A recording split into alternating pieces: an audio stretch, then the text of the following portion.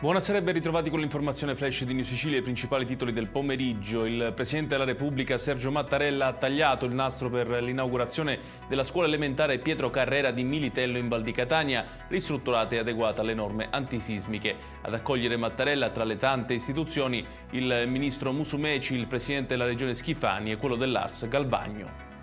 La Procura di Palermo ha aperto un'inchiesta sulla morte di Giuseppe Barbaro, 76 anni, morto ieri all'ospedale Villa Sofia dopo 17 giorni di ricovero in attesa di essere operato per una frattura. I parenti hanno presentato un esposto per comprendere le cause che hanno portato al decesso dell'uomo, riconducibili, secondo indiscrezioni, ad una polmonite.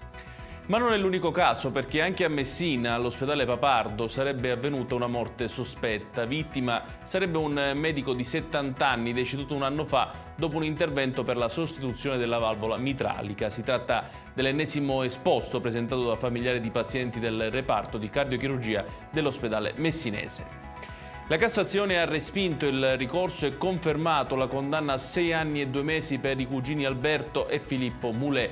I due la notte del 7 settembre 2019 avevano accoltellato un giovane in una spiaggia di Cinisi nel Palermitano per futili motivi. I due pochi mesi dopo si sono anche resi responsabili di un altro pesante delitto.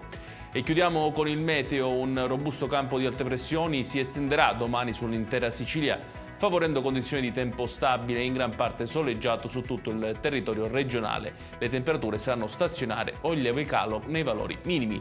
Ed è tutto per questa edizione. Tutti i dettagli su queste notizie li trovate come sempre sul nostro sito www.newsicilia.it. Grazie per averci seguito e buon proseguimento di serata.